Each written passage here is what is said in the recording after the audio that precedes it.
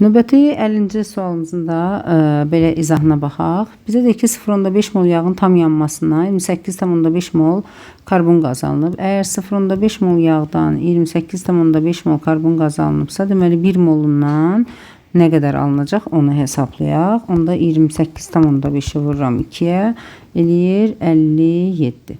57 mol karbon qazı. Və deməli doymuş yağa çevrilməsinə 2,5 mol hidrogen lazımdır. Yəni 5 hidrogen atomu çatmır. 5 mol daha doğrusu hidrogeni çatmır. Çünki əgər 0,5 molun tam doydurulmasına 2,5 mol hidrogen lazımdırsa, 1 moluna 5 mol hidrogen lazımdır. Yəni çatışmayan 5 mol hidrogendir. Bu da 10 hidrogen atomu eləyir. İndi normalda 57 nə deməkdir? CH2O, CO, C radikal. Sonra buradan CHO, CO, indi R hansısa bir radikal, R1, R2 yazımlab. CH2O, CO, bu da R3 radikal. Əsas oradakı karbonlarının sayı eynidir. 57'nin 6 dənəsi buradadır. Yerdə qaldı 57, çıxaltı qaldı 51.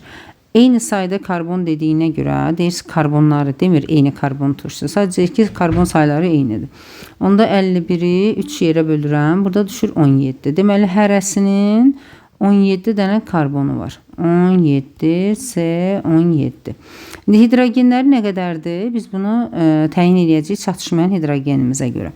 Çünki maksimum əgər hamısı doymuş olsaydı, yəni heç deyək ki, heç doymuşluğa ehtiyacı olmasaydı, 95 deməli 90, burada 15. 105 buradadır, 5 dənəsi də gliserindədir. Cəmi 110 hidrogen olmalıydı. Yəni maksimum əgər doymuş vəziyyətdə yağ olsaydı 110 hidrogen olmalıydı. Amma bunun 110 hidrogeni yoxdur. 10 hidrogen atomu çatışmır. Deməli ki, yağın tərkibində nə qədər hidrogeni var? 100 mol hidrogen var, 1 mol yağın tərkibində. Bizdən də zaten tərkibini istəmir. Ona görə 10 mol, elə ki 5 pi rabitə qədər ayıracaqsan. İstəyirsən linolen qoy, digərinə linol qoy. İstəyirsən ki, birin allein, birin linol və hətta digərində ona uyğun olaraq çatışmayanı, yəni fərqi yoxdur. Onu istəmədiyinə görə ümumi çatışmayan hidrogeni maksimum hidrogendən çıxanda yerdə qalır molekuldakı hidrogen. Cavab olur 100.